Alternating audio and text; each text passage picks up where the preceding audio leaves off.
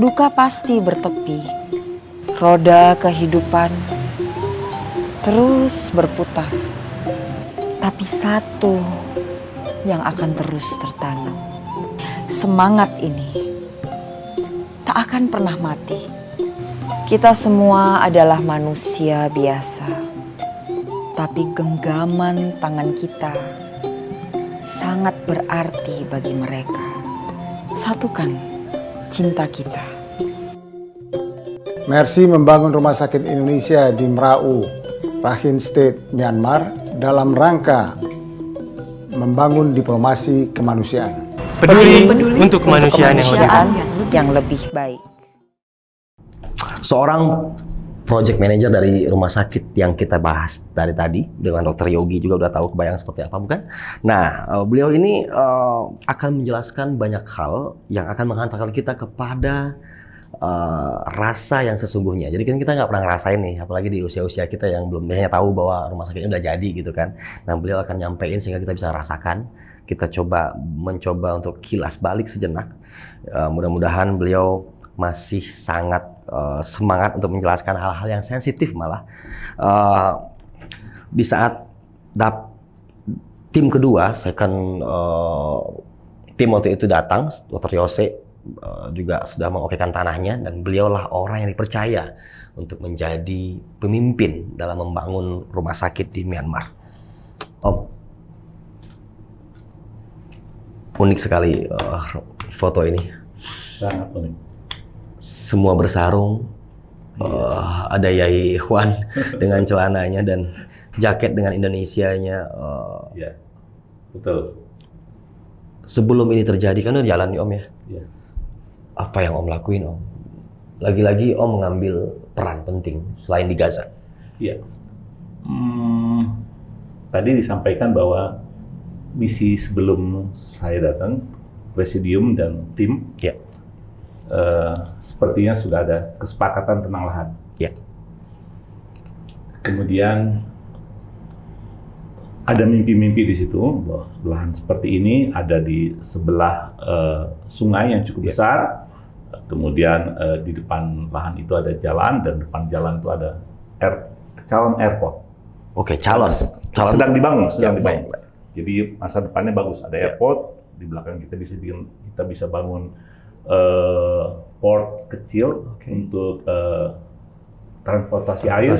Ya, jadi dari masyarakat dari mana-mana bisa dengan transportasi air ke rumah sakit. Ide seperti itu dikembangkan. Kemudian kita pernah mendesain rumah sakit yang di lahan yang seperti itu, seperti yang sudah diputuskan pertama. Rencana pada saat itu juga seingat saya tuh sudah ada yang ingin bergabung, yaitu dari pihak Yusuf Kala, dengan PMI-nya. Dengan PMI-nya waktu itu. Jadi kita sudah brainstorming tentang keadaan tanahnya segala macam. Yeah. Begitu action kami ke lapangan, kami datang pertama kali, kami ditemani oleh pihak embassy. Di Yangon kami terpaksa harus ke pusat ibu kota, ibu kota barunya, bukan di IKN nih, ya KN, ya, bukan di Yangonnya di Naypyidaw, jadi ke tengah-tengah, memang di tengah-tengah Myanmar. Yang justru sepi Om ya? Sekali. Ibu kota yang sepi. Ibu kota yang sangat sepi sekali. Iya. Bahkan tidak ada kantor embassy sama sekali di sana. Embassy nggak mau pindah dari yang ini. Nah, kemudian tetapi kantor government sudah di situ semua. Sudah di situ semua. Kementerian.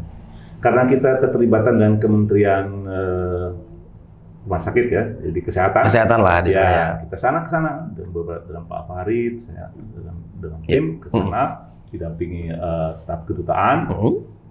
Ketemu dengan yang pejabat berwenang, kita sampaikan seperti ini gambar kita, terus dia sampaikan. Pertama adalah ini adalah stasiun hospital, bangunannya janganlah melenceng dari yang seperti ini. Kita lihat, langsung kita miris. Ini rumah sakit seperti SD Impres di Indonesia. Oke. Persis seperti referensi. Jadi kita sebelum ke Miaung B, kita masuk di Miau. Di Miau itu ada station hospital. Itu contohnya seperti itu. Jadi saya bayangkan, wah, kok seperti itu. Oke. Bahkan diatur segitunya izannya. Jadi kita mau kasih lebih yang kayak gini diperlukan. Kenapa Om ya? Nah, ya itu negara lain. Oke. Dia punya suatu yang punya satu statement ya. Artinya dia juga harus memikirkan anggarannya, untuk operasional, Iya. termasuk konsep sosialis lah kelihatannya. Jadi seperti itu, Namun kami juga bilang, tapi boleh kan kita modifikasi sedikit? Karena saya tahu, justru kita membangun karena rumah sakit existing itu segini air. Jadi saya pernah lihat di jejak di rumah sakit kira-kira di tembok nih, ya semeter setengah tuh air semua, bekas jejak banjirnya tuh ada. Iya. Jadi kalau kita bangun seperti itu lagi, kita mengulangi tragedi yang kemarin. Ya, jadi satu itu. Nah, hal yang lebih fatal lagi, yang agak melenceng dari apa mimpi yang sudah pertama disampaikan bahwa tanahnya di pinggir sungai, kemudian di depannya ada jalan, di depan jalan itu ada airport baru lagi dibangun, saya lihat sendiri seperti itu. Dan sebelum kita lihat juga lokasi itu, tetapi pada serapat itu dikatakan bukan itu lokasinya. Berubah titik ini? Bukan. Padahal itu udah kita bayar. Allah. Itu sudah kita bayar, tapi bayarnya itu bukan bayar jual beli. Iya. Karena di sana tanah kan milik negara. Ya. Jadi haknya kita Pak. Sewa itu ya, Om ya? Ya. Jatuhnya kayak garapan lah gitu. Oke. Tanahnya itu tetap milik pemerintah. Akhirnya sudah ditentukan lokasinya. Rupanya lokasinya bukan di Miau, tapi di Miaung B. Kira-kira masih berjarak dari situ lebih ke arah utara lagi 4-5 kilo. Nah, di pertigaan itu di pojokan sudah ada existing rumah sakit. Sudah ada existing rumah sakit yang persis hampir sama seperti yang saya lihat di Miau. Ya, sama. Tapi kondisi rumah sakitnya sangat memprihatinkan. Bayangkan atapnya di sana orang kalau bikin rumah tuh pakai atap seng lah gitu ya, model atap seng. Itu aja udah nggak berfungsi. Sudah ditutup pakai plastik semuanya atapnya. Itu emang nggak ada fungsi sama sekali, nggak berjalan. Maaf, seperti kandang hewan kalau di Indonesia. Iya. Jadi kita masuk juga ke situ. Kita masuk ke situ, kita lihat kondisinya, memprihatinkan kondisinya. Begitu kita masuk, dipisah. Kalau di Indonesia dipisah biasa. Pasien laki-laki, pasien perempuan, atau anak-anak dewasa itu kita dipisah bangsalnya. Kalau ini dipisahnya karena satu Muslim, lainnya non-Muslim. Itu yang membuat kita miris melihatnya. Oke. Lalu alhasil tadi lokasinya bukan lagi di tempat itu, kita sudah titiknya berubah. Dan itu sudah fix. Artinya di sebelah rumah sakit yang ada lahan, dan di situ harus dibangun di situ. Dan nanti kalau ini jadi, ini di-demolize atau dirubah atau dihancurkan. Jadi termasuk kompleks dokternya, perawatnya yang kita harus bangun, fasilitas rumah tinggalnya karena tinggal di situ.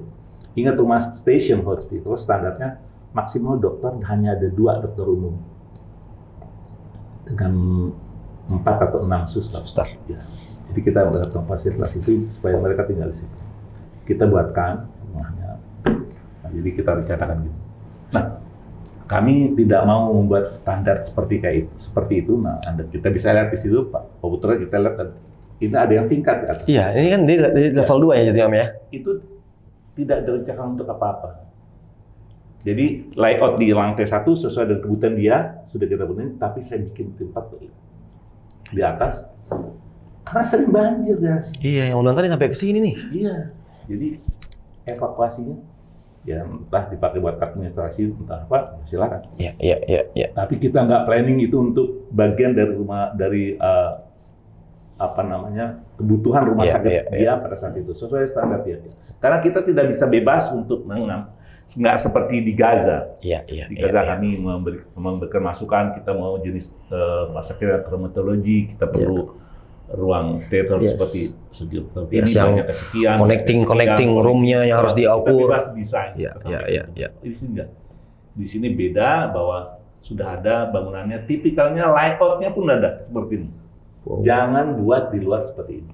Nah, itu teman-teman, ternyata kenapa banyak ada yang bertanya, beda banget ya kalau Mercy bikin di Gaza begini, rumah sakitnya di Myanmar begitu. Iya. Nah, akhirnya sekarang tahu. Ya. Ternyata tidak seperti yang kita pikirkan. Oh, bangun-bangun Iya. aja, semua ada Ya. aturan. Itulah waktu saya Yes. pulang lagi kembali ke Jakarta pada saat itu, saya laporkan karena pada saat itu kan sudah ada komitmen bahwa ada beberapa lembaga yang dikoordinir oleh PMI, di antaranya Walubi, Ya. juga mendermakan hartanya untuk kita kelola untuk dibangun rumah sakit. Jadi dari situ kita lihat, wah ini kalau hanya buat itu, uang itu terlalu berlebih, bangunan sangat sederhana. Jadi saya bikin lebih kelihatan lebih Ya. ornamen daripada yang Sebelumnya dan fungsionalnya sangat. heritage lah. Iya. Ya. Ini arsitek kita Pak Rizal yang mantap. Luar biasa. Nah, kontraktor. Nah, lagi-lagi persoalan paling pelik di dalam daerah perang, di daerah yang paling konflik adalah bagaimana mewujudkan mimpi. Ini ada gambarnya, ada rencana, udah setujui bagaimana mewujudkan mimpi. Kami tidak mempunyai suatu referensi yang kita kenal, yang bisa kita pakai di tempat lokasi. Tapi kita punya referensi beberapa teman yang ada di Yangon. Ada orang Indonesia yang punya jaringan. Iya. Oh ini, saya ada kontraktor yang suka dipakai kedutaan. Kedutaan, ya. Gini. Dan dia kebetulan orang yang aslinya domisili di lokasi ini, di Myanmar. Asli domain Myanmar. Wah, itu kebetulan sekali. Wah, Kebetulan sekali dan dia berita baik nih. Ya, berita baik. Nah, dia pernah membangun rumah sakit. Indonesia juga pernah membangun satu sekolah waktu itu, menyumbangkan sekolahnya. Dan dia yang membangun waktu itu. Pernah di daerah dekat sekitar sini juga. Jadi kita prioritaskan dia. Ya.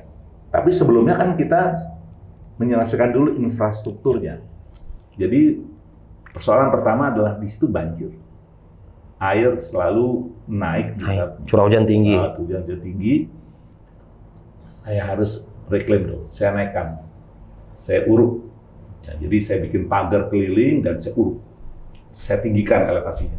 Karena bangun ini adalah di sebelahnya. Jadi kami naikkan sekitar 90 cm tanahnya. Oke. Yang kena cm tanahnya, kemudian di atas 90 cm itu bangunannya lebih naik lagi. Jadi at least sudah, kalau banjir yang seperti kemarin tuh ya tidak akan masuk lah. Udah kita prediksi seperti itu. Oke, seperti itu kita desain dan kemudian kita sosialisasikan. Nah, kemudian baru kita merapat barisan kepada sekarang ada bukan hanya Mercy sendiri. Bukan hanya Mercy yang terlibat di sana untuk merealisasikan ini. Dari awal kita memang Mercy dulu. Ya. Jadi Mercy kita udah berangkat dulu, sudah berangkat ke sana, sudah mengerjakan. Kita mau kerjakan sendiri. Ya. Bahkan kita sudah kerjakan pakai dana kita lebih dari 300.000 US. Kita sudah nguruk, kita bikin pagar. Kemudian setelah itu baru masuk partner kita, yaitu PMI dengan Walubi. Menarik sih, adanya Walubi itu menarik sekali. Lebih karena kita tahu ini ada ya di sana kan juga umat ibadah banyak, jadi kami ketemu sama mereka dan bernegosiasi, artinya bagaimana? Oke, awal pertama usul dari mereka semuanya kita 30%, kita bagi rata. Ya. Saya bilang, ini pasti Mercy yang berat, saya bilang hati saya, karena pasti yang hanya bisa ke lapangan, ini Mercy yang bisa menghandle di sana, Mercy yang dapat izin masuk ke dalam Mercy. Jadi saya rapat internal, kita minta disetujui ide saya sampaikan bahwa begini aja sebaiknya Mercy sebagai pelaksana. Karena Mercy mempunyai akses dan kemampuan SDM Ya, proven ya. yang sudah punya pengalaman membangun rumah sakit. Biar yang lainnya, dua parti yang lainnya mengurusi biayanya. Ya. Walaupun kita sudah keluar biaya juga. Ya. Nah, baru kita masuk di situ dan sepakati seperti itu. Jadi kami mendapat untuk selanjutnya kami bangun atas dana yang dikolek lewat. Oke, nah ini ternyata yang alasan kenapa yang mestinya harus 6 bulan selesai sampai 2 tahun loh. Kalau alasannya bukan hanya itu aja sampai 2 tahun ya. 2 tahun itu yang paling banyak masalah terlambatan itu karena masalah internal di dalam negeri mereka. Yes. Itu yang sangat mengganggu. Iya. Satu, perang internal. Kalau gitu perang, orang sana sendiri nggak berani kerja. Nggak ada orang yang mau kerja. Pulang. Baru 2 hari, 3 hari pulang. Kosong lagi, nggak ada orang. Bahkan sempat tidak ada beberapa orang tidak ada orang bekerja hampir 2 minggu sampai diisukan ada bahwa kita nggak bekerja lagi di sini. Iya, sampai hampir mau disuruh pulang Hampir ya. dievakuasi, disuruh pulang semua ke Indonesia. Ternyata salah paham, jadi tidak seperti itu. Jadi berat sekali. That's why tidak ada orang sana pun yang mau bekerja di situ. Internal justru Ya, yang membuat. orang lokalnya tidak punya keterampilan apapun. Tidak mempunyai skill. Yes. Tidak punya skill, kalau sebagai helper aja bisa. Kan kita nggak, helper kita perlu. Tapi skillnya kan kita perlu. Bagaimana dia masang batu, bagaimana masang besi dan segala macam. Itu dia nggak ada. Masang keramik, nggak ada skillnya. Jadi di sanalah 4 orang nafsi yang kita turunkan itu berperan ganda. Jadi coach juga. Jadi coach juga. Allah. Dia juga sebagai pengawas. Ya. Dia juga sebagai coach juga. Nah ini. Dia melatih. Itu Dan yang dia mencontohkan. Ya. Bukan yang menginteruskan, mencontohkan. Begini loh. Begini. Masang batu misalkan. Begini masang. sabar sekali. Diajar sampai masang keramik, bikin instalasi listrik. Mereka nggak kenal instalasi listrik bahwa instalasi itu tidak terlihatan, pokoknya di teknis ini nyala di situ nggak ada. Bahwa itu inbo artinya di dalam tembok nggak pernah. Karena kelihatan kabelnya semuanya. Allah. Jauh masih kalau kita bandingkan dengan kearifan lokal di Gaza dan di sini. Jadi di sini masih jauh ke belakang. Mungkin Indonesia tahun 60-an. Pada saat kita masuk tahun 2017-16. Tahun 60-an kira-kira. Ketinggalan cukup jauh. Ketinggalan cukup jauh. Jadi jadi keterlambatan itu cukup lama sekali dari planning yang kita rencanakan karena memang masalah perang, kemudian tidak ada yang berani. Ya, kita nggak mungkin 4 orang. Sempat ada opsi kita masukkan banyak orang kita masuk ke dalam situ. Kalau orang-orang Mercy, insya Allah kalau udah masuk nggak akan pulang kalau nggak diusir. Iya. Itu. Benar. Itu A1 karena yang ngomong ini doktor, insinyur, ya kan Om Idrus Alatas itu emang doktor insinyur spesialis medan perang. Jadi tahu betul. Om, teknis akan dijelasin nanti oleh Pak Nur Ikhwan. Ya, Ikhwan. Kenapa bisa 2 tahun ya? Kenapa dia kontraktor ini jahil? Kenapa ini bisa akhirnya menjadi sampai kabarnya beliau ini menjadi sekarang udah bisa bangun berapa musola kecil di kampungnya gitu. Ada rumah yang apa dia udah mengerti sampai yang awal ngerti apa-apa. Iya, ini proyek ini menjadi pelatihan mereka untuk meneruskan keterampilan itu di tempat lain. Oke. Secara itu kan pelaksanaan Om ya, sebagai project manager. Dubes kan datang nih Om. Setelah jadi. Oh, Dubes lagi proyek pelaksanaan datang sama saya. Enggak. Jadi lagi dilaksanakan. Oh. Lagi under konstruksi waktu itu Dubes yang kedua ya. Dubes yang kedua datang melihat saya temani. Om temani. Saya temani dari Yangon sama-sama. Jadi ketemu di Situé, kita nginep di Situé. Kemudian kita melihat daerah pengungsi dulu. Saya ikut sama rombongan. Oke. Kalau ada yang boleh dibuka intimate dialog saat itu bersama Dubes yang nggak pernah orang tahu, Om, ada hal yang Om ingat yang bisa dibuka di publik nggak? Apa yang Om bilang sama Dubes saat itu bahwa kita bisa bangun ini atau bagaimana? Apa yang kan nggak mungkin sekedar menemani Om ya, bahwa pasti perjalanannya panjang sekali 2 tahun loh. Ya. Terus beliau Dubes kedua lagi. Iya, masalahnya Dubes yang kedua ini waktu itu juga baru bertugas kan. Oke. Jadi dia juga belum memahami benar persoalan-persoalan detail yang ya. Jadi mungkin tidak terlalu ini ya. Mungkin lebih pada bagaimana perkembangan pembangunan ini gitu ya. Gitu, yang dia support sekali bahkan menyiapkan stafnya untuk mensupport, misalkan untuk menitipkan uang, dia siapkan bagian administrasi untuk menyiapkan loker khusus lah buat keuangan cash mercy yang mau dipakai di situ, yang dikirim. Kita kadang-kadang kita nggak mau. Jadi nanti Nur Ikhwan yang di lapangan kalau perlu dana dia ke Situé terbang ke Yangon ambil uang. Thank you Pak Dubes. Karena emang bukan itu aja Dubes nih. Kalau Nur Ikhwan sampai ke Yangon pulangnya pasti dibawain rendang. Allah, iya. Istrinya senang masak, jadi kita tahu dia tahu benar bahwa di tempat kita itu susah mendapatkan makanan halal. Jadi termasuk daging, kecuali kita motong sendiri dengan teman-teman di sana ya. Saya siapkan buat tangan gitu ya. Masakan rendang. Berkesan sekali Ibu Dubes. Tapi secara administrasi birokrasi nggak ada yang, maksudnya itu nggak ada yang terlalu apa ya? Tidak. Hanya masalah internal lah sih. Iya.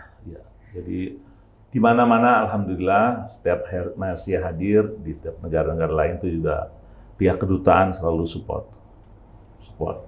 dan di belakang kita lah. Saya di support habis ya untuk. Terakhir Om ada lihat perkembangan apa nggak? Sekarang kan diserahkan waktu itu ya. Sekarang diserahkan itu kayak. Memang, di waktu penyerahan juga dalam kondisi perang. Jadi ini kondisi gawat daruratnya tuh hampir 60% waktu yang tersedia itu ada kondisi gawat darurat. Jadi bukan ada ada gencatan senjata atau enggak ada banyak aman. Ini banyak kan waktu yang seperti itu kan. Jadi itulah sulitnya. Makanya dan kami salut dengan teman-teman yang ada di sana. Yang tadi bilang nggak akan pulang kalau nggak diusir. Yes. Nggak akan pulang nggak diusir sampai selesai. Iya. Itu aja udah diusir akhirnya nggak jadi kan. Oke. Ya, yang ujiannya buat teman-teman kita di sana memang saya angkat topi karena bukan hanya gigihnya tapi sabar. Jadi menghadapi sesuatu nggak juga dengan kesabaran tentunya, karena kita bagaimana sih kalau kita memberikan sesuatu tetapi sama orang yang mau diberikan kita dicurigai. Kalau kita ngikutin adat yang ini ya. Wah, mana lu udah baru kasih gue dicurigai juga kan. Iya. Itu adalah ujian buat kita. Sayangnya harusnya ya, tapi ini sudah terjadi. Harusnya kita dikasih rambu-rambu. Dek, kalau kerja di sini jangan begini, jangan begini, jangan begini. Lakukan ini, jangan lakukan ini. Silakan. Nggak ada. Edukasi itu nggak ada. Tanpa eksekusi. Iya. Ada konflik lagi. Perang begitu mau ngapain? Mau gimana cara mau? Sungai saja, mau sholat Jumat di sana, pulang ditangkap. Gila. Iya. Itu udah Udah kebayang sih itu bagaimana tadi ya, bahkan ternyata nggak boleh kalau di kampung ini sholat Jumat, cuma ini di kampung itu, nggak boleh di kampung sebelah. Nggak boleh. Jadi memang dibatasi gerak. Itu memang fakta. Oh, Jadi luar biasa sih. Sampai semua udah terbangun seperti ini, udah kita serahkan lagi-lagi. ya, pada saat diserahkan juga kami konsultasi dengan presidium ini kita tanggung jawab kita sudah selesai. Tanggung jawab kita untuk mewujudkan fisik rumah sakit. Jadi waktu itu pembagian tugasnya, sorry saya lebih detailkan sedikit. Iya. Jadi setelah infrastrukturnya sudah selesai, kita kerjakan sendiri seperti meninggikan tanah, bikin pagar, kemudian baru masuk kita kerjasamanya sudah bagian Mercy adalah mengomandani di lapangan sehingga terwujud bangunannya. Nah, kemudian kan perlu alkes. Iya. Nah, alkesnya kita sebetulnya menaruhkan diri. Kita juga bisa. Dan kita udah lakukan survei. Ya. Tetapi itu mau dihandle sendiri oleh pihak partner kita yang lain, PMI. Kami silakan. Baik. Jadi untuk itu segera pada saat itu kami usulkan supaya handover building. Walaupun belum ada alkesnya. Ya. Belum ada. Secara bangunan, secara apa? Ya, sudah kita serahkan supaya dia juga merawat. Kunci-kunci kita serahkan terus dari mulai ke embassy kemudian sampai ke tingkat kementerian. Baik.